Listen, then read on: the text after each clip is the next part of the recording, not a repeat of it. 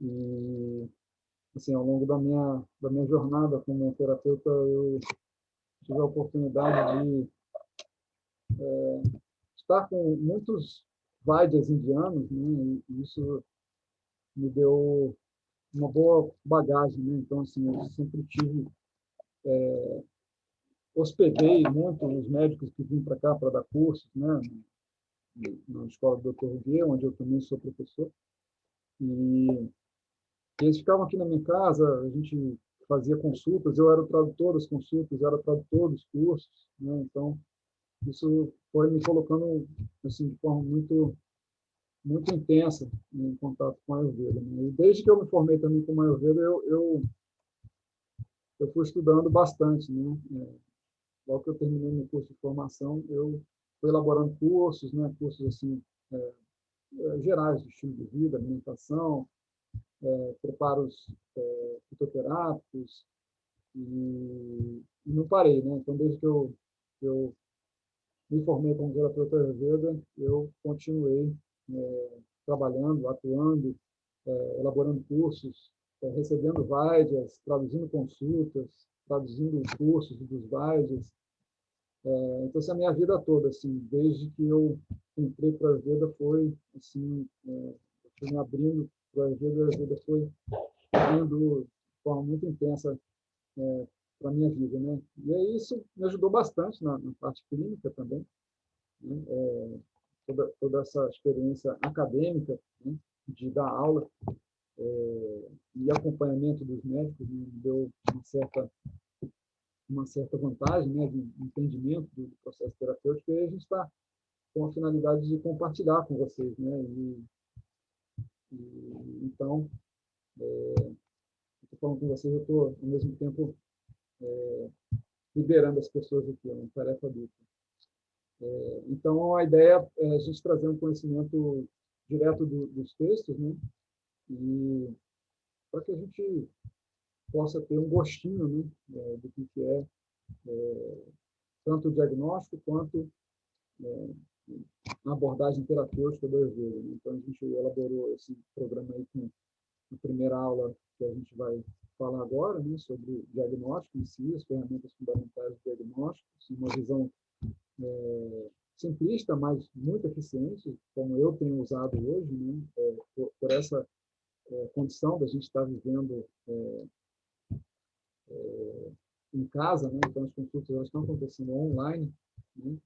Então vou procurar dar essa visão, né? Daquilo que a gente tem para agora, né? Que é esse momento que a gente está vivendo aí do Covid, né? Então, deixa eu compartilhar aqui com vocês. Deixa eu ver. Eu tenho que abrir aqui, ó. Deixa eu abrir aqui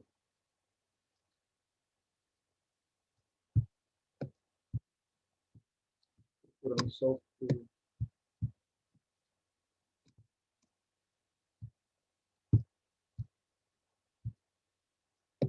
o slide para compartilhar. Tem que abrir ele aqui.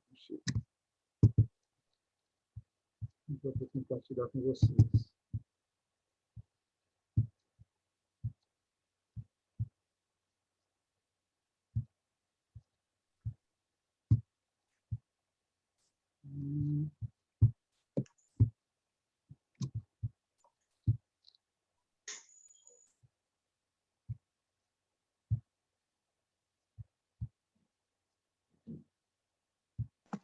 Enquanto o Mário vai subindo o arquivo, vou avisando, né, quem ao longo do processo aqui, conforme a gente vai falando, né, tiver alguma questão, alguma pergunta, pode colocar no chat, que a gente vai, né, um dos dois ou os dois, conforme a gente for, um vai falando, o outro vai acompanhando as perguntas, tá? E aí a gente vai incluindo.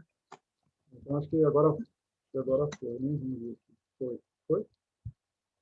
Deixa eu colocar ele aqui no telefone. Foi, né? Foi? Compartilhou, né?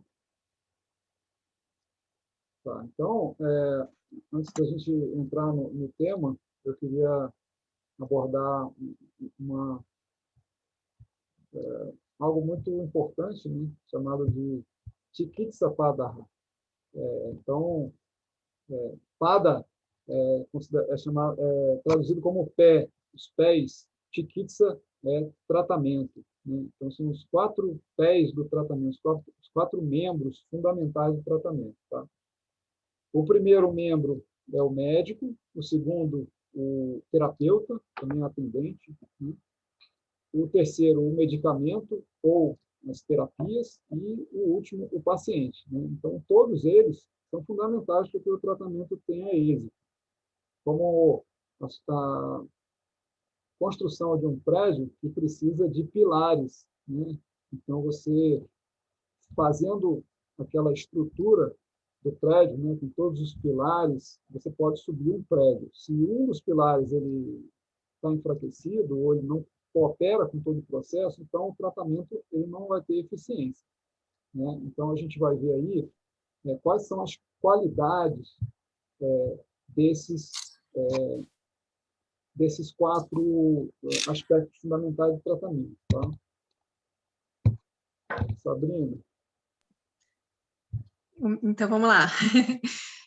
Bom, o primeiro deles, né, é o médico, que na descrição clássica, né, que se diz que esse médico precisa ter de qualidade, né, ele precisa ter eficiência, ele precisa ter aprendido a ciência com um preceptor, precisa ter lido e estudado os clássicos, né, precisa ter testemunhado as terapias, ter vivido isso, ter tido experiência, e, por último, né, ele ter pureza, limpeza, pureza do corpo e da mente e da fala dele, né? Então, na minha visão, isso é trazer, ele precisa trazer coerência no que ele está falando, né? Ele viver isso de alguma forma. Então, essa eficiência que eu acho que o olhar do Ayurveda traz, assim, para o médico, é que ele consiga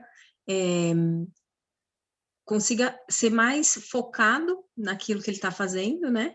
E ter um rendimento ali, né? E ter uma habilidade, um cuidado, tanto no diagnóstico, né? A gente está aqui falando de diagnóstico, mas não só, também no tratamento, e para isso ele precisa ter tido experiência, né? Feito as terapias, vivido as terapias, nele, aplicado. Então, como a medicina aqui, né, na visão contemporânea, a medicina contemporânea, ela tem uma residência, ela tem um período que a pessoa se forma em medicina precisa praticar, ela precisa estar ela precisa estar acompanhando alguém mais experiente, né, para ela poder aprender na prática tudo aquilo que ela aprendeu na teoria. Então, essas são as qualidades, né, do médico que a gente que é um desses pilares, né, um desses princípios, vamos dizer assim, para um bom diagnóstico. Aqui no Ocidente, até a gente não tem muitos médicos, né, que sejam ayurvédicos também, né?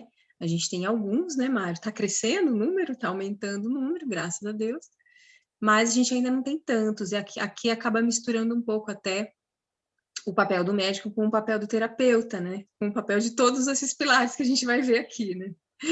Então, acho que é isso. Tem mais, assim, uma coisa importante, né, que inclusive inspirou a gente a trazer, a propor essa tutoria, esse ponto que os clássicos dos clássicos, isso é pontuado, né? Tendo aprendido a ciência com o preceptor, ou seja, você acompanhar o experiente faz uma grande diferença, né, na sua prática. E lá na Índia, isso é muito mais comum, né? Na antiguidade, inclusive, isso era aquela relação guru-discípulo, ela é muito íntima. Então, tradicionalmente, inclusive, a Ayurveda é aprendido assim, né? Gurukula, o sistema Gurukula, ele é assim. O discípulo vai lá, fica um tempo na casa do mestre, inclusive acompanhando o mestre, aí o mestre determina se ele é um discípulo que é digno daquele conhecimento, daí então ele vai, né, aprendendo com o mestre o ofício, né? Então, o Ayurveda tradicionalmente ele é ensinado assim. E então, assim, a gente está vendo a Ayurveda crescer, né, aqui no Brasil bastante, e por isso também essa necessidade da gente poder oferecer para quem está se formando, para quem está formado e que está se sentindo um pouco desamparado nessa prática, né? Essa é a ideia. Acho que essas são as qualidades do médico. Tem mais algum detalhe, Mário, pode acrescentar. Não, é isso aí. É só um detalhe da foto, né, que vocês estão vendo aí, é o Dr. Gaurav. O Dr. Gaurav é o meu professor atual, né, eu coloquei a foto dele porque ele é a minha referência hoje como principal médico. Né. Eu estive na clínica dele, né, alguns anos atrás, e passei por uma experiência bem interessante, e foi justamente quando eu tive lá na clínica dele, aprendendo com ele, que a minha mente mudou muito. Então, a forma qual eu via o Ayurveda, né, minha prática clínica, antes de ir para a Índia e ficar um tempo lá com o Dr. Gaurav, era uma coisa, e depois várias outras fichas foram para a Índia. E aí ele é a minha principal referência hoje, né, como Vaidya, né, como médico. Né? Deixa eu passar aqui para o próximo slide. O atendente, né, ou o terapeuta. Né? Então, ele deve ser comprometido, limpo, eficiente no trabalho e inteligente. Né? Então, o terapeuta, né, como a Sabrina estava falando, ele tem que estar envolvido ali com o paciente. Né? E como nós fazemos esse papel ambíguo, né, tanto de terapeuta quanto de médico, né, a gente precisa ter muitas qualidades, a gente precisa ser muito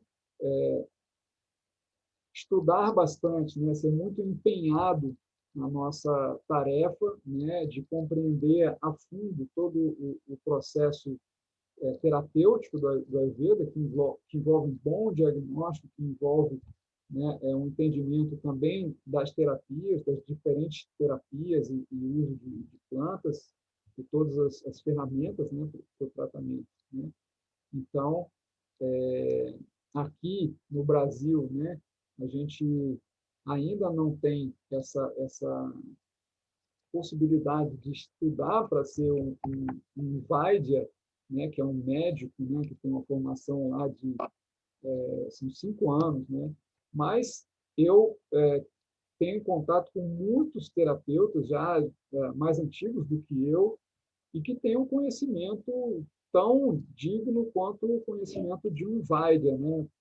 Uma vez o Dr. Gaurav me falou o seguinte: olha, o Ayurveda está nos textos clássicos, então se você quer ser um bom terapeuta, estude lá dos textos, né? E uma vez que você tiver esse conhecimento dos textos clássicos, ninguém vai poder tirar isso de você e você vai estar falando exatamente do Ayurveda autêntico, que essa é uma das preocupações dele, de trazer um Ayurveda autêntico para o Ocidente. Né? Então, nós temos que, se quisermos ser bons terapeutas, né, e mais do que terapeutas, né, com esse papel também um pouco mais amplo, de poder compreender o processo terapêutico sob uma ótica mais expandida, né, que não é só as terapias, né, como os abhyangas, as terapias, ou seja, entender todo o processo, toda a fisiopatologia, né, a gente precisa estudar bastante, né? E esse estudo vem dos textos clássicos, dos cursos extras que a gente vai fazendo, né? Que são extremamente importantes para a nossa formação aqui no Ocidente, né? Ou seja, a gente tem o nosso curso de terapeuta, mas também temos diversos outros cursos que vão cada vez mais e mais nos dando ferramentas para a gente ter um conhecimento mais amplo, tá? Deixa eu... Sabrina, quer falar alguma coisa sobre o terapeuta também? Eu estava respondendo aqui o chat. Sim, é assim, uma coisa, complementando, né, o que você falou, que eu lembro de ter lido também, acho que no Yoga, um dos textos clássicos, acho que Yoga na Cara fala que o atendente ou o terapeuta, ele precisa ter umas qualidades, por exemplo, ser compassivo, ser paciente também, né? Ele precisa conseguir ter empatia com a pessoa que ele está tratando. Então, são qualidades que nós, né, vocês, nós todos que estamos aqui e que trabalhamos com isso como terapeutas, né, colocando mesmo, estando diretamente em contato com a pessoa, cuidando dela, a gente precisa praticar essas virtudes em nós, né, para a gente conseguir ter uma escuta profunda, para a gente conseguir realmente olhar para aquela pessoa e conseguir ler o que está acontecendo com ela, ler as dificuldades dela e ler os sinais do que está também melhorando, do aprimoramento do tratamento e tudo mais, né? Então, para o diagnóstico, isso é essencial também. Aqui, a gente, como terapeuta no Brasil, como o Mário falou, a gente também faz o papel do médico, então a gente dá o diagnóstico. Lá na Índia tem uma separação grande, assim, né, de maior parte tem uma função que os médicos fazem, que é fazer esse estudo do diagnóstico, o terapeuta é aquele que vai lá e põe em prática o que o médico determinou, né? Aqui não, aqui a gente faz todo esse trabalho, né? Trabalho completo. Até uma coisa que o Mário comentou, eu lembrei também da minha estada lá na Índia, numa das vezes que eu pedi para um médico, eu perguntei para ele, onde eu encontro, eu quero comprar um dos clássicos, eu não lembro qual era. Aí ele falou, não, mas isso é um texto clássico.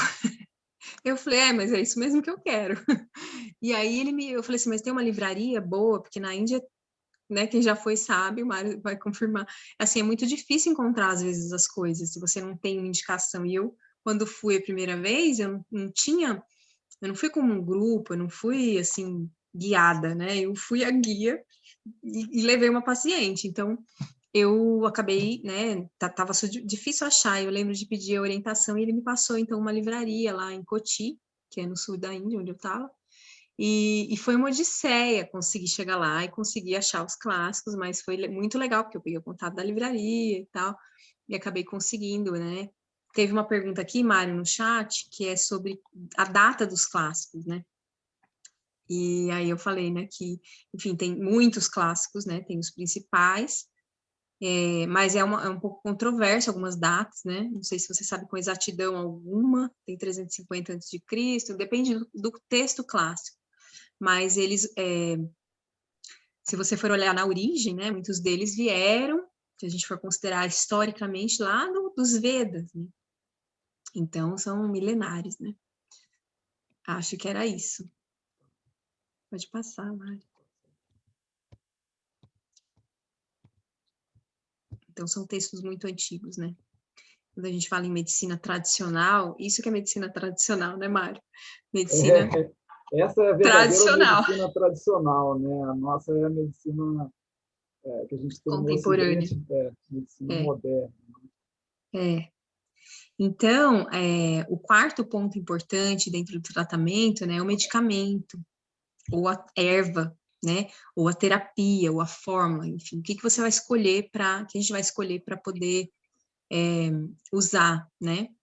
E aí os clássicos trazem alguns pontos importantes para definir isso, né? Uma das coisas é que ela deve ser adequada para o preparo das receitas, e aí envolve vários detalhes, né, que eles descrevem muito minuciosamente, assim, muito ponto a ponto, desde que solo é melhor para plantar aquela planta, né, colher, quando colher, como preparar, cada tipo de preparo, em cada tipo de fórmula, receita, tem muita minúcia, né, muito detalhamento, então conseguir escolher o melhor, né, poder enfim, saber quais essas minúcias que são importantes para aquele caso, para aquele paciente, para tratar aquela pessoa. Segundo ponto, né, possuidor de diversas qualidades. Então, esse medicamento, essa erva, em geral, a gente busca um que seja com muitas qualidades para aquele caso, né? Então, por isso que a Ayurveda é uma ciência holística, né? Ela olha o todo, ela olha o sistema. Então, não é porque a pessoa te procurou com um sintoma específico de uma coisa que a gente vai olhar só para aquilo, porque aquilo não está separado do todo.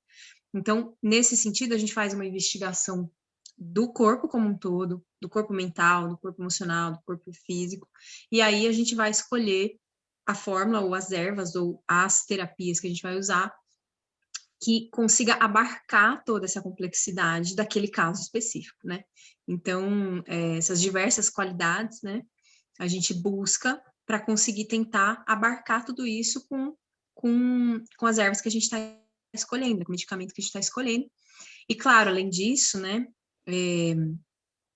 tem o ponto que ele diz, né, que seja adequado para o paciente, né, claro, mas, além disso, que seja muito bem escolhido o momento de administração, então, o matra, né, a posologia, o momento que a gente vai administrar isso, quantas vezes a gente vai administrar isso por dia, né, ou em quanto tempo, porque tudo vai depender da dose, né, para aquilo ser um medicamento e não um veneno para aquele corpo, né, então, conforme a dose, conforme o horário, conforme o tempo de administração, a sensibilidade do paciente, né, aquele tipo de erva que você está utilizando, enfim, tem vários pontos importantes que entrariam aqui, mas basicamente esses três acho que resumem. E aí, assim, vou colocar uma aspas aí, né, como bióloga até, porque eu trabalhei muitos anos com plantas, né, e a gente tem assim, o Brasil tem a maior biodiversidade do planeta, né, então a gente tem a maior farmácia viva do planeta, né, a gente só não conhece ela tão bem assim ainda. E uma coisa muito interessante é que a nossa floresta, as nossas florestas, os nossos biomas, ecossistemas, seja floresta atlântica, amazônica, cerrado, campo, mas principalmente as florestas tropicais, elas são parentes das florestas indianas, porque a origem delas é a mesma lá em Gondwana, 200 milhões de anos atrás. Então, a gente tem espécies nossas que são espécies que eles também têm lá, né?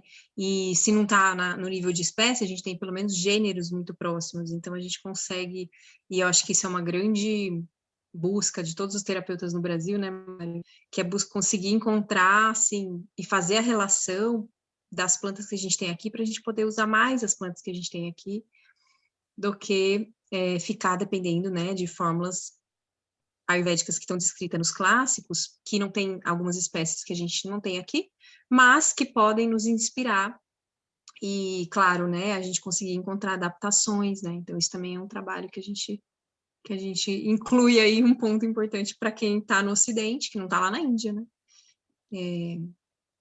Acho que é isso. Tem mais algum detalhe aqui que você quer? Então, com relação ao medicamento, assim, uma coisa importante que eu também aprendi com o Dr. Galanato, né? ele falou assim, observa bem quais são todas as queixas do paciente, né? E a melhor escolha, seja de erva ou de compostos, né, é aquela que se encaixa em todos as queixas do paciente. Ou seja, você vai escolher uma erva, né, não é porque eu vou escolher uma erva para dor de cabeça, outra erva para constipação, outra erva para problema de pele. Não, se você conseguir escolher uma erva que tenha todos esses atributos de melhorar todos esses sintomas do paciente, então você pode ter certeza que você está fazendo a escolha certa. Não é digamos que um tiro certeiro. Né? Esse é um ponto fundamental. Tá? Outra curiosidade, né? Assim, quando os Vaidhas vieram aqui para o Brasil na década de 80 e fundaram o Hospital de Medicina Alternativa de Goiânia, eles classificaram muitas das plantas que a gente tem aqui. Eles falaram que o Brasil é tão rico, né, como a Sabrina estava falando, quanto a Índia, né, em termos de recursos. Né? Então, a gente pode fazer um Ayurveda cada vez mais e mais brasileiro. Né? Isso é, inclusive, até tema de um curso que eu estou dando de fitoterapia. Né? Foram 35 plantas classificadas dos textos clássicos e que tem diversas formas de uso que eu extraí de vários textos. São parênteses assim. Então, a gente pode sim fazer e deve sim buscar fazer um Ayurveda cada vez mais e mais brasileiro, né? Porque se você, supomos, você fez um diagnóstico e prescreveu para o paciente tomar Maha Yogaraj Guru, mas você não tem o medicamento aqui. Então, assim, todo o tratamento vai desandar, né? Porque você não tem o medicamento. Então, você tem que ter essa consciência, né, daquilo que é possível você fazer aqui. E aí, a partir daí, né, você pode prescrever tranquilamente, seja uma erva que ele pode, talvez, até mandar manipular numa farmácia de manipulação, ou talvez até encontrar, ou, né, como gengibre, cúrcuma, ou coisas que ele pode plantar, aloe vera, por aí vai. Então, ter essa sagacidade, né, do que você vai usar. Isso é fundamental. Acho que era só isso que eu queria ponderar, sabe? Deixa eu passar aqui, então. O paciente, né? Então, o paciente, ele deve ser opulento, obediente ao médico, ter boa memória e força de vontade, né? Então, vamos lá, opulento, né? É dito que ele precisa ter, né, a forma de viabilizar o tratamento, né? Não que você vá ser um mercenário, né, que vai fazer só consulta e tratamento para aquele que tiver dinheiro. Não, não é bem isso, né? Mas é importante porque ele precisa, né, sei lá, seguir as terapias, né, os procedimentos, e isso requer, né, dinheiro. Mas você, sem dúvida nenhuma, pode ser e deve, né, assim, pelo menos essa é a minha perspectiva, né, deve ajudar os outros, né, porque isso é um karma muito positivo para a sua vida, né?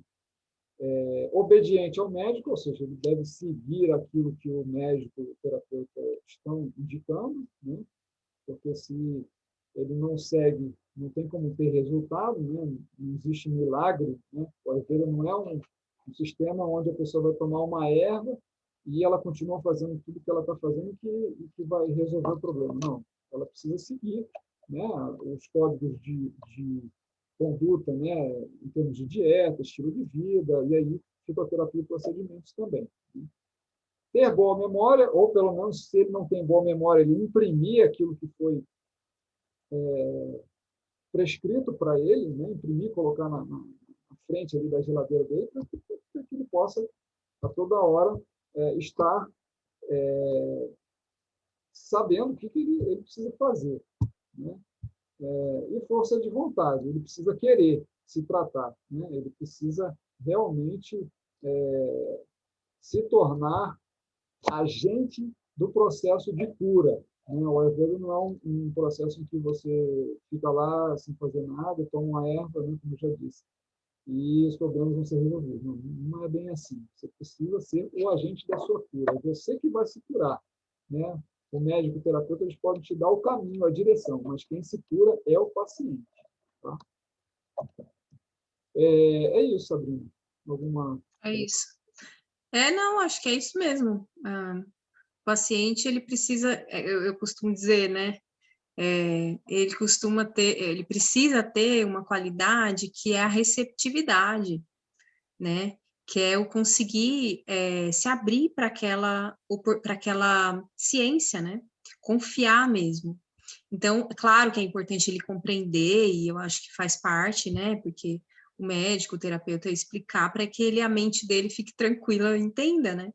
Mas ele pode estudar também, enfim, isso dá um acalento, mas ele precisa confiar no tratamento, isso é 50% do tratamento, né? Do sucesso no tratamento, e tomar as rédeas da autonomia, né, da sua saúde, porque de fato o médico e o terapeuta, eles são uma parte do processo, né? Da mesma forma que se a gente entender que a doença, ela foi criada no corpo, né? Ela foi criada naquela pessoa, ela também pode descriar, né? Ela vai fazer o processo de reverter isso. Então, cabe a ela assumir essa responsabilidade, né? E não ser passiva, né, e ser receptiva, mas não passiva, porque é uma coisa que eu acho que na sociedade ocidental contemporânea, o paciente, ele está muito nesse lugar do paciente, aquele que só espera, aceita e nem pergunta e se joga na mão do médico, né? E pronto, faz aí o que você quiser de mim. E o paciente, na visão do Ayurveda, um bom paciente, né, que vai dar um sucesso no tratamento, é inclusive aquele que comunica ao seu terapeuta e ao seu médico o que está acontecendo com ele ao longo do processo de tratamento, né? Que vai aprimorando o diagnóstico, muitas vezes vai até modificando alguns detalhes, né? Conforme ele vai trazendo essa comunicação e vai, de fato, fazendo, né? Colocando esforço e tendo essa corresponsabilidade, falando, não, eu sou responsável por essa cura, né? Essa pessoa está me auxiliando, o terapeuta, o médico está me auxiliando, mas quem vai fazer a coisa sou eu, né? Então, sair dessa passividade, mas permitir uma receptividade, né, para poder ter sucesso. Esses 4 pontos, acho que são, assim, os 4 pontos juntos, né, vão garantir sucesso num bom tratamento E eu acho que é isso. Então, isso Ó, precisa ser comunicado, né, para o paciente. E que eu costumo dizer paz, né? Eu uso a palavra paciente, porque lá na naturologia eles usam interagente, o que faz todo sentido, porque tem uma interagência, tem uma troca, né? Mas eu gosto de olhar para essa palavra, paciente, como aquele que está ciente da paz que ele está buscando com isso. Então, ele precisa ter ciência disso e paciência com ele mesmo, com o processo dele, né? E com toda, enfim, todo o caminho. Acho que surgiu perguntas aqui. então, Célia perguntou: eu já, há eu, tratamento para doenças autoimunes? Eu não vou. Fala, Mário, quer falar? não pode completar. Eu queria dizer assim: existe tratamento para praticamente tudo, né? Para tudo existe tratamento. Agora, se a cura é uma outra pergunta, né? E qual o tempo de tratamento, qual a dedicação que você vai ter que ter, enfim, vai depender de muitos fatores, né? Do estágio da doença, do quanto você está disposto, e, enfim, de todo o histórico dessa doença, né? Para a gente conseguir dizer se consegue ter uma cura, né? Mas tratamento, sim. Há tratamento para doenças autoimunes, para doenças degenerativas, né? O Ayurveda tem tratamento para tudo, né, Mário? Tem alguma coisa no Ayurveda que não tem tratamento? Você É, conhece? não, são diversas doenças que são classificadas aí no Ayurveda, doenças até que, assim, aqui no Ocidente a gente não tem nome, mas no Ayurveda tem. Né? Então, só mais uma coisa, assim, né, uma coisa interessante que o paciente ele vai dar trabalho. Assim, né? É uma outra característica do paciente, é dar trabalho. Ele vai te dar trabalho, porque ele vai passar por dificuldades, ele vai errar naquilo que tem que ser feito. Enfim, as coisas vão mudar, né? E você precisa estar atento às mudanças para poder saber administrar mudanças, né? Então tem essa variável que muitas vezes ela sai da curva e você tem que estar sempre atento para saber voltar com o paciente ou ajustar alguma coisa no tratamento porque as coisas mudam. Né? Tá? Então, deixa eu passar aqui. Tá? Vamos passar para o próximo aqui. Né? A gente vai entrar agora assim, naquilo que é, digamos, abordagem terapêutica. Sabrina, é você ou sou eu que falo? Agora eu fiquei em dúvida. Também, eu acho que sou eu. Acho que você falou do Tá, paciente. tá. Acho que sou eu. Mas só para responder, alguém perguntou aqui na Emília, falou, né? O paciente chega geralmente com uma mente radjásica ou tamásica. Conquistar essa receptividade é também parte do tratamento, certo? Eu digo assim, certo, mas é aquilo. Eu, na minha prática, né, aprendi, assim, tenho aprendido muito, primeiro, buscar isso de alguma forma, mas eu não forço a barra. Então, assim, eu tô ali, a pessoa me procurou, né? Eu tô disponível, eu tenho meu papel ali que eu vou fazer, que vai ser a leitura do caso, que vai ser a interpretação, vou organizar as orientações, e se for eu que for fazer o tratamento, vou fazer o tratamento, mas cabe a ela, né, colocar uma energia aí, né, para receber.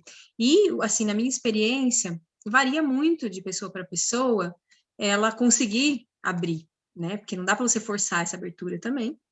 E eu acho que tem uma coisa muito comum quando a gente começa a atender, que eu vi muito em colegas, e eu mesma já vi em mim um pouquinho, mas eu já larguei mão rápido disso, não sei você, Mari, depois você fala, mas que é assim, é uma certa decepção, né, com aquela pessoa que, puxa, fiz esse diagnóstico, fiz esse estudo, nossa, tá tão lindo, e a pessoa não faz, a pessoa não quer fazer, a pessoa, e aí fica triste, aí fica afetado, né?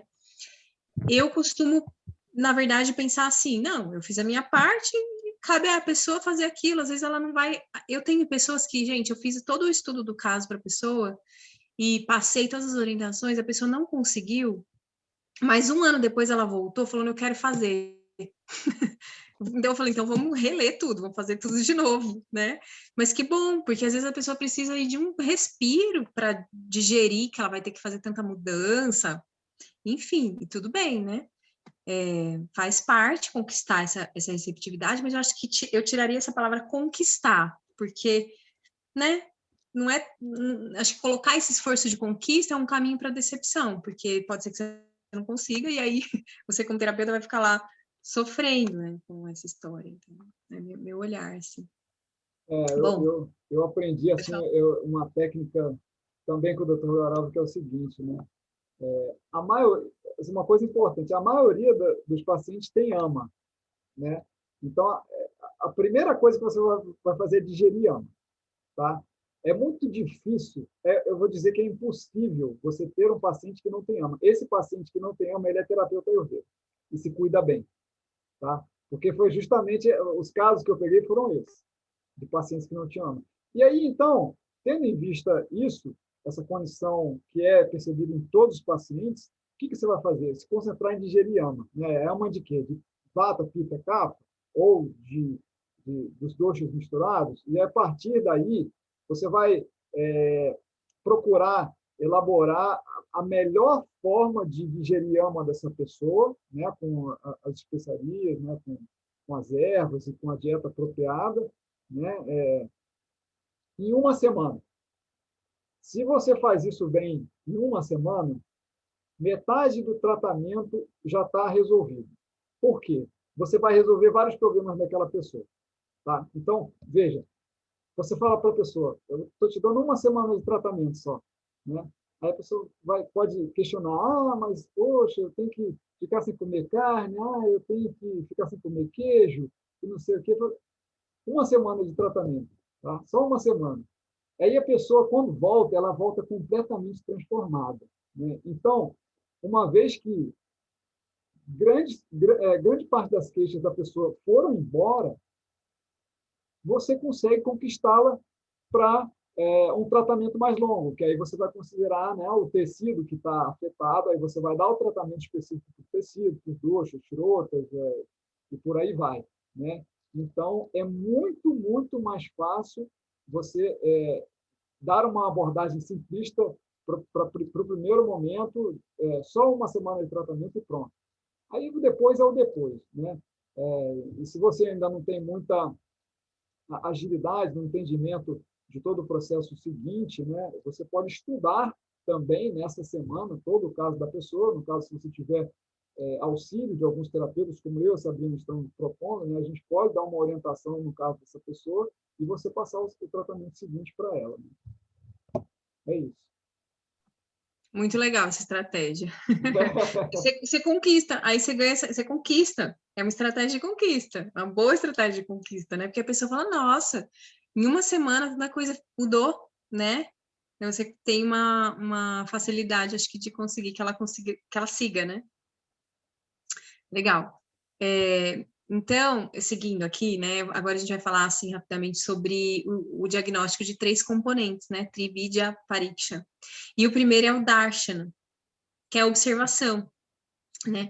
Então, a observação dentro do diagnóstico é essencial, né? Que é você conseguir, você como terapeuta ou médico, conseguir olhar para aquela pessoa e observar várias coisas nela, né? Que eu acho incrível isso, porque hoje em dia a gente está viciado, os médicos contemporâneos estão viciados em exames, né? Exames e tudo pede exame, e o Ayurveda ele faz esse exame observacional, né? Que é um dos pontos, né? O toque é outro, o questionamento é outro, mas a observação vai ajudar o terapeuta ou o médico a entender qual é a gravidade, né? Qual é a extensão daquela doença, já com uma primeira impressão, consegue fazer um prognóstico, né? E analisar aí o pulso, né? Isso é observação, cabe dentro disso, nadi, observação das fezes, observação da urina, observação da língua e a leitura da língua, que a língua está trazendo, o exame, né, dos olhos, a observação do corpo como um todo, de todos os aspectos da pele, do cabelo, das unhas, enfim. Fazer o exame do toque também, né, às vezes a ausculta, se você está se você está presencial, se você está online, você consegue pedir uma foto da língua, você consegue pedir uma foto, uma descrição aí da unha, então tem todo esse exame, né, de observação, a gente consegue fazer online, assim, sem grandes problemas, a gente não consegue ler o pulso, né, Mário? Mas todo esse resto, acho que é tranquilo, né? Estou escrevendo aqui também. Isso. Então, com relação a Sparshan, né, que é o toque, é muito importante também, né, para você sentir, né, você tem o exame de pulso, mas né, que vai te dar lá, você pode pegar o CRIT para CRIT, né? Mais importante eu vejo, no caso, a gente observar a vicrit, né, o desequilíbrio, né? A pracrite não é muito importante, né? De modo geral, eu esqueço pracrite e me concentro naquilo que está apresentado ali, né? Obviamente que tem determinadas características, né, do acne da pessoa, né? Algumas coisas que você vai considerar, né, que já é da pracrite da pessoa, mas o mais importante é aquilo que está em desequilíbrio, né? E no toque, né, não só essa observação do desequilíbrio, né, você pode ter também a sensação daquela pele, né, se é uma pele mais quente, né, se é uma pele mais úmida, mais seca, né, tudo isso também faz parte dessa palpação, né, além de todos os exames que você pode fazer no abdômen, para saber como é que está a condição dos órgãos internos, né, dos locais, né, de Kapha Vata, e por aí vai. Então, o toque é importante até para você observar, por exemplo, uma articulação, né, que, sei lá, está com ama, outra que não está com ama, né? Então, o toque é bem importante, né? Infelizmente, agora, nessa situação que a gente está, a gente não tem essa possibilidade, né? Mas a gente fica, então, só com... basicamente, a observação ela fica um pouco prejudicada também, mas que é o último ponto, né, que a gente fica, que é a interrogação, né? Ou seja, as queixas, sintomas, né? Desde quando o paciente tem, né? Então, é muito o que a gente está vivenciando hoje, né? Essa condição que a gente tem hoje. E no vídeo não dá para você ver tão bem quanto você vê a pessoa inteira presencialmente, né? É isso. É isso que até, inclusive, responde a pergunta da Patrícia, que ela falou, como isso funciona no online, né? Observação, língua, olhos, toque. E é isso, eu acho que online, para mim, tem sido, né, na minha prática, a interrogação é uma prioridade, porque claro, eu peço para a pessoa mandar a foto depois da língua, né? A unha, eu peço para ela mesma olhar, eu vou falando, o que você está vendo? Você vê pontos brancos na sua unha? Ela é forte, ela é fraca, ela racha? Como que é a temperatura do seu corpo? Eu não consigo te tocar para saber se você tem extremidade quente ou fria, eu pergunto, né? O toque da sua pele, enfim. Então, a interrogação passou a ser essencial, né, Mário? Porque aí a gente já também vai conduzindo a pessoa a fazer uma leitura mais precisa de si mesma, né? Uma observação maior de si mesma, e às vezes nisso ela fala, nossa, eu nunca tinha percebido isso. Ela fala primeiro uma coisa e de repente ela descobre mais um monte de detalhe que ela nem reparava, porque você foi interrogando ela, né, para olhar. E isso traz também esse olhar de uma maior observação de si, né, que é o que a gente quer, porque o Ayurveda ele é muito educacional, né, no tratamento. A gente quer dar autonomia para a pessoa. Então, ensinar ela sobre ela mesma, para que ela aprenda como funciona o corpo dela, como que está o que está em desequilíbrio, o que seria o equilíbrio e o que a gente vai tentar, então, promover, né? Que vai precisar da participação efetiva e ativa dela. Então, observar essas coisas, observar as fezes, né? A gente pede para ela observar, né? Às vezes até eu peço para fazer um relatório, um diário, sabe? Um diário da alimentação, um diário das fezes, dependendo do que está com maior problema, né? E do que pode me ajudar no diagnóstico. Pede para fazer um diário, uma semana, nessa semana aí, observar como que isso vai mudando. Então, isso é maravilhoso, porque a pessoa fala, nossa, começou assim, terminou de outra forma, e uau! Aí você explica por que aquilo, o que aquilo significa. Então, é muito bom, né? Exato. Acho que é isso. Pode seguir, Mário. Então, eu ia fazer, eu abri o chat, eu já esqueci, eu ia fazer alguma comentário. Ah, sim, uma coisa importante que eu me lembrei é que o paciente, ele não fala tudo, muitas vezes ele não fala tudo. Então, você tem que ir como um investigador, procurando extrair o máximo de informações que você pode desse paciente. Então, se ele está relatando algum tipo de distúrbio relacionado ao dosha pitta, você tem que ir descobrindo se não tem mais coisa ali por detrás, né? Assim, um caso que me veio aqui na cabeça, né? Um paciente que estava com pedra na vesícula, né? Geralmente, alguns pacientes tendem a ter outros sintomas, outros problemas que são similares, né? Como colesterol, gordura no fígado, né? E aí isso tudo, quanto mais experiência você tem, você pode ir perguntando, né, para ele, porque às vezes ele não fala, e às vezes ele está tomando, por exemplo, um medicamento para um determinado problema e acha que ele não tem que falar sobre aquilo. Aí, às vezes, a pergunta, né, você toma algum medicamento, já faz ele falar sobre aquele problema que ele não estava falando, estava omitindo, que faz toda a diferença, né? Informações omitidas, elas fazem toda a diferença na hora de você elaborar o tratamento, né? Ok. Então, vamos passar aqui agora para... Você quer falar mais alguma coisa, Sabrina? Não, pode seguir, pode seguir. Vamos falar aqui agora sobre esses fatores, pontos fundamentais a serem examinados, né? Cada um vai falando um desses 11 pontos fundamentais que foram citados aí no Ashtanga Hridaya, Suprasthana, capítulo 12, né? O primeiro ponto, chamado de Dusha. Dusha também é traduzido como um órgão ou tecido enfraquecido, né? Que também pode ser traduzido como algumas anomalias funcionais ou estruturais, né? Ou seja, o que está em desordem ali, né? Qual é o tipo de órgão, qual é o tipo de tecido que está enfraquecido, que está anormal, né? Qual é a função que não está funcionando de forma apropriada, né?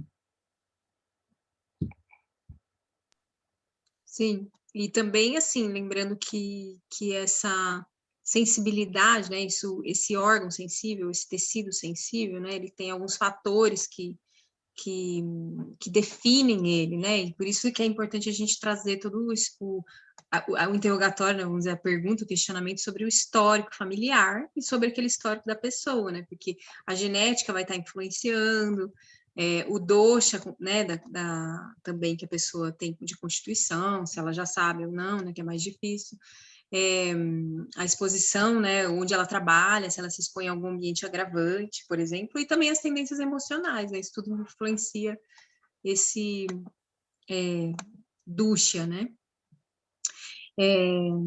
que pode estar sendo atacado ali, né, que em geral está sendo atacado, vamos dizer assim, sendo o foco da doença, né. Aí o segundo ponto é deixa, né, que é o habitat do paciente.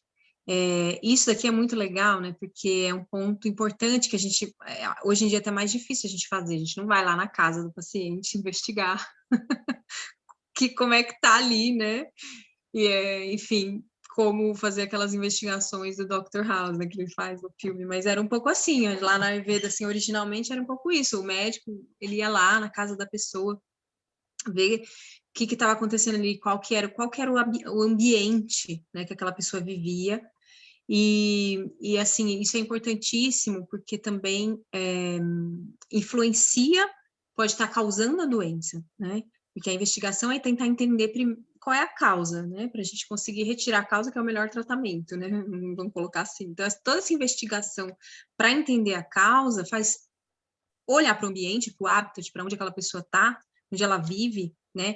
Se ela recebe sol na casa dela, se ela toma uma água de boa qualidade, se ela, enfim, tem barulho o tempo todo e não para de ouvir barulho, dorme com barulho o tempo todo com barulho, enfim, o que ela está recebendo ali que está provocando essa doença, né? Que está fazendo com que os sentidos dela sejam mal utilizados, né? Vamos colocar assim.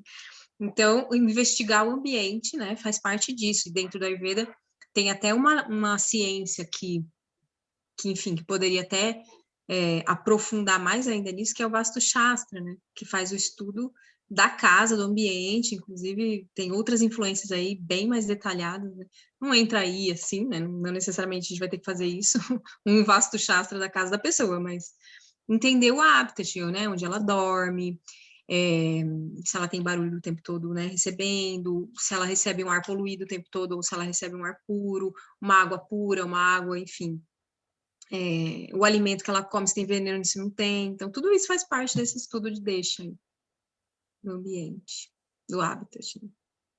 Só complementando, né, que hoje em dia muitas pessoas passam grande parte do seu dia no escritório e, por exemplo, um exemplo assim claro, né, de um tipo de problema, se a pessoa vive no ar-condicionado o dia todo, ou então, né, recebendo aquele vento frio, né, por exemplo, pode ser um fator causal agravante de artrite reumatoide, né, ou tipos de distúrbios respiratórios, rinite, sinusite, e por aí vai. Né? Então, o trabalho que pode ser a segunda casa do paciente também pode ser um fator. Né? Nossa, com certeza, com certeza. Isso, inclusive, eu tive essa experiência. Quando eu comecei a trabalhar na AMB, eu recebi muito a exposição ao ar-condicionado, né? Então, eu desenvolvi, por exemplo, naquele período, em cada semestre, uma coisa diferente assim. Então, tive conjuntivite, depois tive um acesso de uma rinite, que eu nunca tinha tido na minha vida, que era essa exposição ao ambiente de ar-condicionado e seco, né? Frio e seco. Em terceiro, balar a força do paciente. Né? Balar, traduzido de várias formas, né? Como juventude, força, vitalidade. Né? Então, é importante a gente observar qual é esse tipo de vitalidade, de resistência que o paciente tem. Né? Por exemplo, vamos supor que uma pessoa ela está com uma anemia crônica devido a algum tipo de distúrbio de perda de tecido, sei lá, ela está com sangramento menstrual excessivo. Né?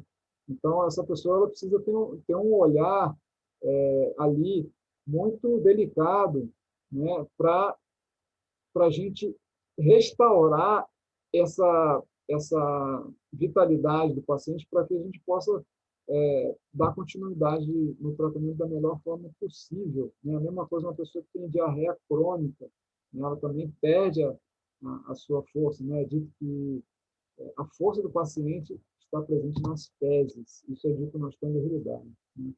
Então, é muito importante a gente observar essa resistência. Sei lá, vamos supor que ela esteja também fazendo um tratamento de câncer. Né?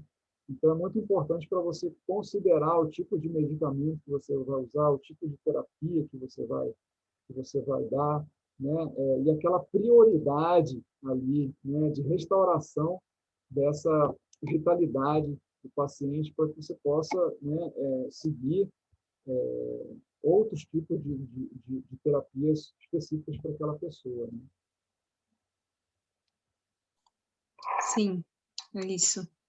E o próximo ponto, né, o Kala, né, que significa aí tempo, né, estação, condição climática, né, o Kala, ele vai dar essa noção porque, bom, a gente sabe que as estações e as mudanças do clima, elas provocam doenças, então a gente precisa observar esse ponto, se está numa mudança de estação, se, considerando o agravamento que cada estação pode trazer, então os gunas que aquela estação, as características que aquela estação traz, ela vai ser promotora de doenças se você não está acompanhando essas mudanças e se adaptando a elas, né? Que é necessário a gente fazer todos, né? Todo ser humano que vive aí na Terra e principalmente em ambientes sazonais, como é o nosso caso aqui, que muda, né? As estações mudam.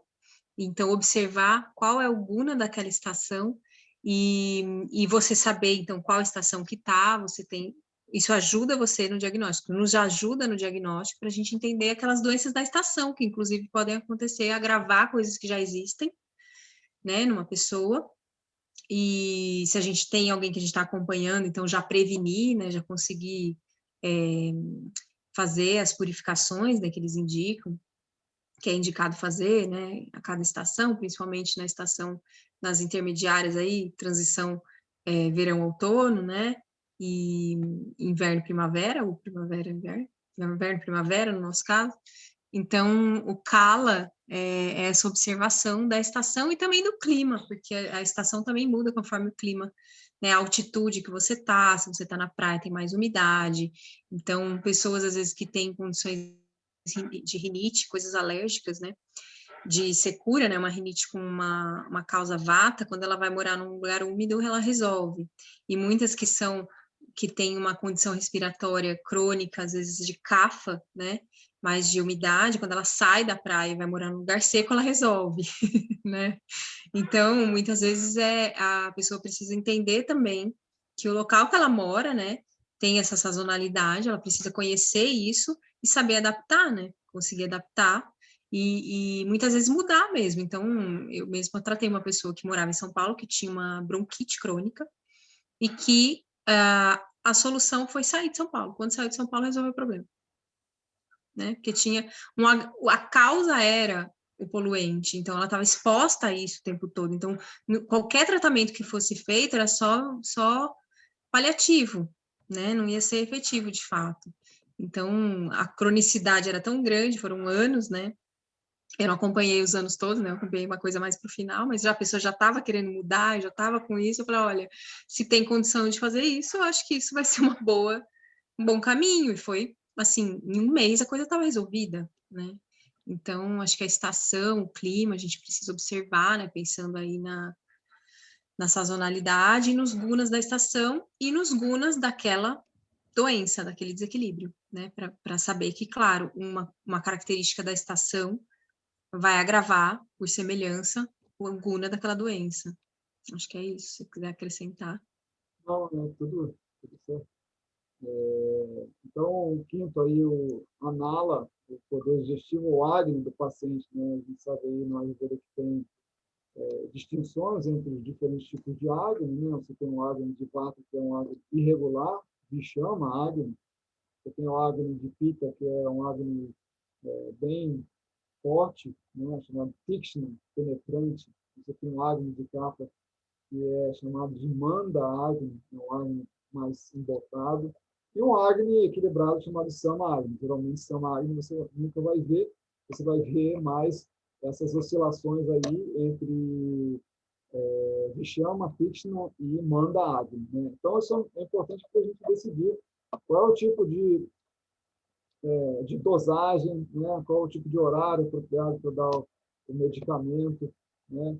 O tipo de veículo apropriado, né? Por exemplo, uma pessoa com Manda Agni, né? É um Agni já muito embotado, né? Que tem características do Dosha Kapha, né? Você vai dar preferencialmente substâncias secas, né? Como o Anupana, né? Por exemplo, o mel com tricato. Né? Você não vai encher o paciente de água, porque ele já tem muita água no corpo dele. Né? Já uma pessoa de constituição vata, por exemplo, você pode dar mais infusões para ele, né? Os chás ou decocções, né? 1 litro de chá para ele tomando ao longo do dia, né? O vata já tem mais secura, né? Então você pode dar mais mais doses, né, com mais água ao longo do dia. Uma pessoa de Tikshna Agni, né, você tem que ter cuidado, né, não pode dar ervas muito fortes, muito picantes, justamente para não agravar demais o Agni daquela pessoa. Né? Então, considerar, obviamente, que o atributo frio, refrescante, né? E aí, no caso, infusões frias, né? E ervas frias também são mais indicadas. Né? É isso. Bom, e aí no sexto ponto, né, importante para ser examinado é a Constituição, né, a Prakriti. Eu também não dou essa importância toda, Mário, para Prakriti, assim, porque o mais importante é o que está em desequilíbrio, é a Vikriti, né? Que a gente consegue enxergar, inclusive, porque quando a gente acaba de conhecer a pessoa e examinar, é muito difícil determinar Prakriti aí numa consulta, né? Precisa acompanhar, né? Tem muitas pessoas que estão num desequilíbrio tão crônico que estão tão identificadas com a Vikriti que acreditam que elas são aquela Vikriti, que elas são aquele desequilíbrio. Então, você acaba tendo uma dificuldade em determinar a Prakriti, né? Então, você começa a tratar a Vikriti e depois, com o tempo, você começa a ver o que tem por trás desse desequilíbrio e começa a entender mais a Prakriti, né? E às vezes vai um tempo aí, né? Em geral, vai um tempo de acompanhamento, né?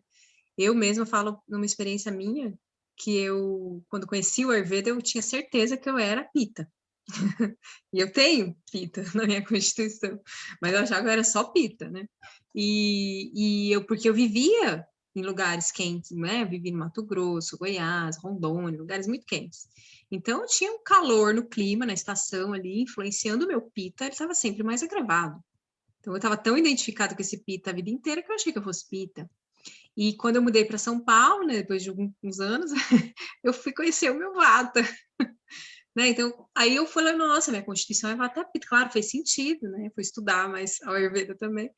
Então, às vezes a pessoa que ainda não tem, se uma pessoa que não tem tanto a autoobservação, né, e não conhece a Ayurveda, tem uma dificuldade de conseguir trazer, né, vamos dizer, os componentes que a gente precisa para identificar Prakriti, e fica muito confuso o que é Vikriti e o que é Prakriti. Então, é importante a Constituição, depois de um tempo que você está acompanhando, que você já está cuidando da Vikriti, que ela já está mais controlada, e aí sim a gente quer chegar na Prakriti, a gente quer chegar naquele equilíbrio. Então, qual é o equilíbrio que a gente quer chegar, né? É esse constitucional, qual é o seu equilíbrio, o equilíbrio daquele paciente. Então, aí entra a importância de, sim, examinar a Prakriti. Perfeito. Tem uma pergunta aqui que a Camila fez, né? Uma pessoa fica desequilibrada em capa tornaria mais complicado? Vamos lá, Camila, veja bem, uma pessoa que tem a Prakriti Pitta, mas ela está com dosha Kapha gravada, provavelmente a resposta dessa pessoa vai ser mais rápida quando você estiver fazendo uma Vipassana, porque o Agni dela já é um Agni Tikshna, né? Então, uma pessoa de Tikshna Agni fazendo uma Vipassana vai ser mais rápido a digestão de ama. Talvez em 5 dias o ama já tenha sido digerido, né? E uma pessoa de Vata e Kapha, né, talvez 7 dias para digerir esse ama todo. Então, tem esse cuidado, né? Mas você vai tratar do CAPA, não vai ficar preocupado, né? A pessoa está lá, sei lá, com um quadro de sinusite, né? Você vai tratar do CAPA ali, de secar aquele muco, né? De obstruir, né? Então, você tem que tratar do CAPA,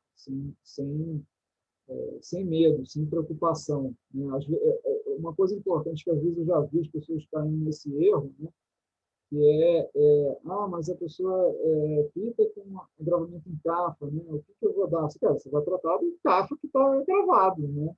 E, obviamente, que esse manejo que digamos, o diferencial, né? Você observando a resposta do paciente, não quanto mais rápido ele responder, né? Aí você vai tomando as medidas necessárias naquele momento apropriado, né? Isso. Então, deixa eu seguir aqui. Na idade do paciente. Né? Outra coisa importante também, né? Existem, segundo a Ayurveda, as distinções lá, as manifestações dos doshas, né? Nas nossas diferentes idades, né? Mais ou menos até os 20 anos de idade, a gente está na fase Kapha, né? Dos 20 até os 40, mais ou menos a fase Pitta, e dos 40 em diante, né? Que a mulher entra na menopausa, às vezes mais tarde, né? A gente começa a entrar na idade vata. Então, isso é importante também, né? Que tem toda a influência nos tipos de distúrbios e doenças, né, que o paciente apresenta, né?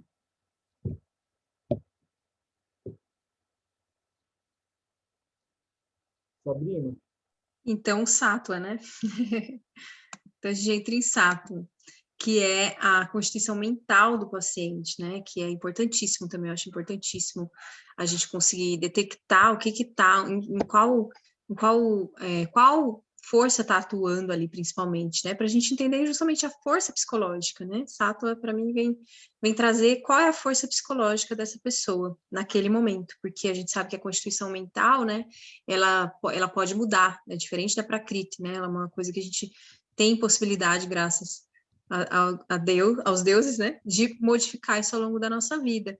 Então, naquele momento de fragilidade, de doença, mas que a pessoa tirou uma força para buscar ajuda, como está a força psicológica dela, né? Qual o nível de tolerância que ela vai ter daquele tratamento, para eu poder pensar também qual é o melhor tratamento, e a força mental, ela vai me dizer se a pessoa vai aguentar fazer um tratamento mais intensivo, se eu vou precisar fazer um xamana antes com ela, pacificar, né, um tempo, preparar melhor, né? Então, como que tá as emoções, como estão o humor dessa pessoa. E aí, claro, se a gente busca sattva, promover sattva, mas se a pessoa tá tamásica, a gente não vai promover sattva, a gente precisa passar por tamas ali para trazer um movimento para conseguir chegar em sattva, né? Precisa dar uma agitada ali, tirar aquela pessoa daquela estagnação. Então, é importante a gente ter isso também, considerar essa força psicológica, porque isso vai determinar o quanto ela vai conseguir seguir o tratamento, né? Enfim, toda essa condição mental aí que a gente sabe que acaba tendo um grande efeito no corpo, né? Então, acho que é essencial a gente conseguir olhar para essa condição mental, considerando sattva, rajas e tamas, né? Quanto de rajas e quanto de tamas tem ali, e quanto mais tamas, mais a gente vai precisar de colocar aí um pouco de rajas para poder trazer agitação, movimento ali, para poder tirar a pessoa dessa obscuridade, né? É mais difícil, eu acho mais difícil tratar. Quanto mais tamásico, eu acho mais difícil, pode demorar mais tempo, mas isso varia também, né? E Urajas, aí a gente tem que promover sattva já, né? Pacificar, refrescar, né? Então, aí vem várias possibilidades de tratamento que vão ajudar para além, inclusive, da fitoterapia da planta mesmo, mas também mantras, outras terapias aí, né? E considerar também os hábitos do paciente, enfim, esporte, né, o movimento, o Vyayama, acho que é isso. Exato. É bem importante a gente considerar, né, que os doshas da mente são sattva, rajas e tamas. Os doshas do corpo são vata, pitta e kapha. Tá? A gente não cair no erro. Eu tenho minha mente muito agitada, não consigo dormir, cara, porque você está com muito rajas na sua mente. Né? Então, a gente tem que quebrar um pouco esse conceito que a gente tem de que os doshas do corpo têm relação com os doshas da mente. São coisas distintas. Né? É dito até que quando rajas e tamas prevalecem, a razão se extingue, o indivíduo, a memória falha, o indivíduo se comporta de forma imprudente e todos os doshas são agravados. Né? É assim que a doença ela acontece. Né? Então, seguindo aqui, satmia são as atividades e hábitos do paciente, ou seja, aquilo que ele está acostumado. Né? Então, é muito importante essa investigação, né, a fundo da rotina do paciente para saber, né, se ele, supomos, ele é habituado a tomar uma coisa muito comum, uma garrafa de café ou 2 garrafas de café por dia, né? Então, é um hábito que eu já vi em alguns pacientes, né? Sei lá, 1 garrafa de café. E aí, você não pode cortar direto o café dessa pessoa, porque se você cortar, você vai dar uma dorzona de cabeça nele, que ele talvez fique 1 dia, 2 dias com dor de cabeça, terrível. Né? Então, o ideal é que você vá reduzindo essa dosagem até se chegar a alguma coisa que seja um pouco mais equilibrado, como eu considero uma xícara de café no café da manhã e outra depois do almoço, um hábito que não é tão problemático assim, né? Comparando com 1 a 2 garrafas de café por dia, né? Então, aí você vai diminuindo aos poucos, né? Geralmente eu coloco uma meta, quando o paciente está tomando 1 garrafa, eu falo para ele, olha, nos 2 primeiros dias você vai reduzir 25%, né, 5 Ayurveda fala, 25% do consumo de café. Aí, nos outros 2 dias, né, depois de 4 dias, você vai reduzir para 50%. Aí, até chegar à dosagem que é o ideal. Né? Então, isso é importante, né, a gente observar esses hábitos do paciente. Isso. E um outro ponto daí, né, que é o 10º, é a rara, né, que é a alimentação, os hábitos alimentares, que, em termos de importância, né, eu colocaria ele lá no comecinho, porque, assim, os hábitos alimentares é praticamente, assim, sempre a gente vai precisar mexer aí, né, Mari? Porque é a fonte, né? É a origem, né? É daí que vem o ahararasa, daí que vem a essência do alimento, que vai constituir o corpo, né? E é daí também, nesses hábitos alimentares, que vem o alimento que não vai ser digerido, que vai ser transformado em ama dentro do corpo e vai ser acumulado e vai perturbar a dosha, né? E vai viciar a dosha e vai agravar a dosha e, enfim, e bloquear os shrotas, os canais. Então, assim, os hábitos alimentares assim, essência do tratamento, né? E no diagnóstico a gente precisa olhar com muito cuidado para os hábitos, assim, desde entender realmente a pessoa come com fome, ela come sem fome, né? Ela come que quantidade, ela deixa espaço para peristalse intestinal e estomacal, né? Para estomacal principalmente, ela toma líquido junto, não toma. A gente tem uma cultura ocidental muito habituada a muitos maus hábitos que a gente acredita que são bons, até porque cada hora na televisão, sei lá, fala uma coisa diferente, e a pessoa às vezes acha que está se alimentando super bem, e quando vai ver ela não tá, porque ela só come salada e suco verde e ela tá vastíssima. Isso é péssimo para ela, né? Enfim, ou, né, abusa de alguma substância, sei lá, abusa de laticínios, e mesmo que ela ache que é um laticínio bom, ela tá com um agravamento CAFA, isso vai ser um veneno para ela, ou não tem acne para digerir. Então, assim, os hábitos alimentares são pilar, né, que a gente tem que observar tanto para o diagnóstico, para poder pensar, entender o eto, a causa, porque em geral tá aí, algum hábito alimentar ou um hábito de vida mesmo, que a pessoa tá errada, não tá fazendo certo, não sabe, ignora, né, o que é o bom para ela.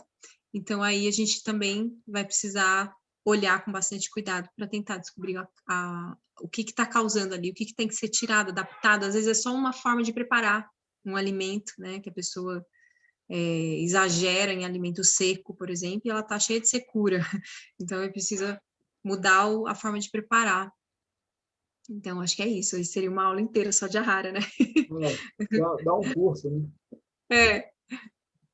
Então, o 11º aí, avasta o estágio da doença. A gente sabe que o doce tem todo o seu ciclo primeiro, ele acumula, né? Ele agrava, ele transborda, ele se desloca, ele vai se alocar em determinado tecido, órgão, e, por último, o sintoma, né? Então, é fundamental a gente observar qual que é o estágio dessa doença, né, para você dar o tratamento apropriado. Né? Se você vai fazer xamana, se você vai fazer shodana, né, o tipo de dosagem, o tipo de medida terapêutica que você vai tomar, né? Ela pode ser mais drástica, ela pode ser mais suave, né? Tudo isso vai depender do estágio da doença. Tem também a outra questão, né, que é quando você tem uma doença primária, uma doença secundária, né? Geralmente, quando você trata a doença primária, aquela secundária, ela vai embora. É dito lá no Astamilidade. Então, você não precisa se preocupar com a secundária, se ela não for uma doença tão forte assim, né? Agora, se a doença secundária ela também for muito forte, você tem que também tratar a secundária e a primária. Tá? Mas se não for, tratando a primária, a secundária vai embora. Então, é importante, enfim, todas essas diferentes possibilidades aí, né? para a gente saber qual a medida terapêutica fundamental a ser tomada naquele determinado estado. Tá? É isso, né? É isso. Tem uma pergunta aqui da Guitali. Uma mulher de 74 anos, com perda de peso, tamásica, ansiosa, come várias vezes ao dia. Vocês teriam uma sugestão de abordagem inicial? Bala bem fraca.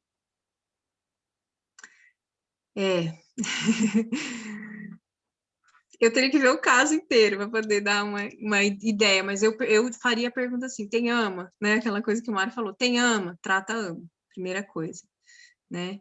Então, se tem. E como trata ama? Melhorando o acne e cuidando dessa dieta, fazendo uma dieta que reduz ama, né? Bate, né? Acho que seria a primeira coisa, né?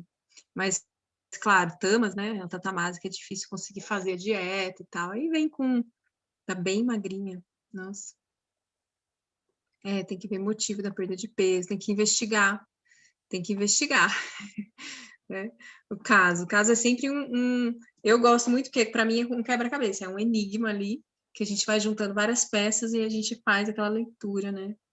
Para conseguir escolher, mas assim, todo o tempo que você dedica antes, né, para poder fazer o estudo, para poder dar o diagnóstico preciso, ele é um grande tempo que você ganha depois, porque se você erra aqui, depois é muito mais energia para depois corrigir, né? Então, vale a pena estudar bem o caso, investigar para poder chegar a um bom diagnóstico e então escolher um bom tratamento, né? Mesmo que demore. Acho que é isso, né?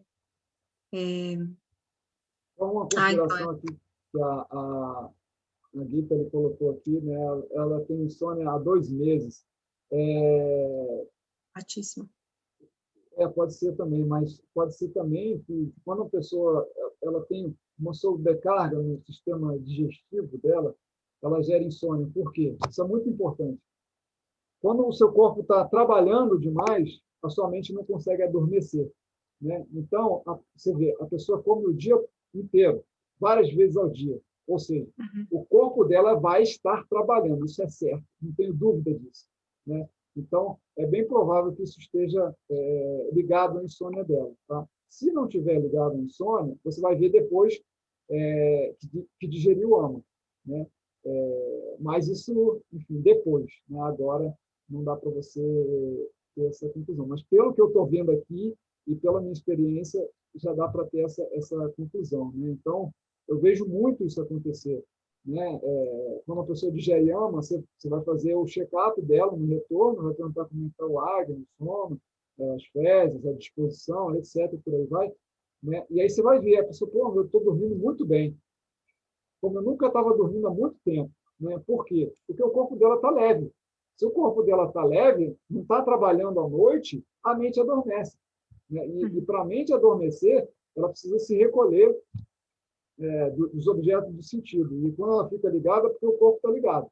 Existe uma correlação direta entre corpo e mente. Se o corpo está agitado, a mente está agitada. Se a mente está calma, o corpo também se acalma, né? Então, assim, isso você observa nas práticas de meditação. Se acalma a mente, o corpo entra num estado de metabólico quase zero, né? Então, existe a relação direta. Tá? Só um comentário assim. Não, faz sentido, tanto que daí na meditação separa o corpo também, né, e promove essa quietude mental. Acho que é isso, né, Mário? A gente passou já um pouquinho do tempo. A aula, acho que a gente precisa encerrar. É isso aí, gente. Então... E pode falar. Não, é isso. É só, assim, finalizando aqui, né? O médico deve procurar fatores acima para decidir e, então, apenas decidir sobre o dosha agravado e seu tratamento apropriado. Tal médico nunca irá cometer erros no tratamento. Assim foi dito por Vagabata, né? Então, esses são pontos fundamentais que foram extraídos da Ashtanga Hridaya, né? A gente procurou trazer para vocês as nossas ponderações sobre esses pontos, tá? Enfim, para a gente dar para vocês esse conhecimento importante, tá? Então, E lembrando que segunda que vem a gente tem outra, né? E na outra, então a gente vai, entrem no grupo lá para vocês acompanharem, que nós passamos os avisos para ninguém perder na próxima segunda-feira, e depois na outra segunda-feira a gente segue, né? Na próxima vai ser os princípios de tratamento. E é isso, depois a gente vai dar andamento para a tutoria, né? Que a gente vai começar o programa de tutoria mesmo, que aí é um outro processo, né? Esse workshop, ele é para apresentar para vocês isso, para a gente ter uma amostra aí de como que a gente pretende, como que a gente trabalha, né? Como que a gente pretende também falar como a gente pretende fazer essa tutoria, esse acompanhamento, para vocês terem uma ideia e aí a gente conseguir trocar um pouco mais. Então, acompanhem lá. É isso, gente. Obrigado aí pela presença de todos vocês, tá? Sejam muito bem-vindos. É um grande prazer meu e da Sabrina compartilhar com vocês, né, um pouco do nosso conhecimento. Eu vejo que tudo que eu adquiri com os meus preceptores, né, assim como eles tiveram uma grande boa vontade comigo, eu também penso em retribuir da mesma forma que eu aprendi, ou seja, ajudar no caminho de vocês. Essa que é a nossa intenção aqui, minha e da Sabrina, né? Ajudar a direcionar todo o processo terapêutico aí, o caminho e o trilhar de vocês como terapeutas. Tá? E que depender da gente, contem com a gente, que é justamente essa a nossa intenção. Tá? É isso. Obrigada aí pela presença de todo mundo. Uma boa noite para vocês, para todos que estiveram aqui. Namastê. Tchau, Até a tchau, próxima gente. segunda. Até segunda que vem.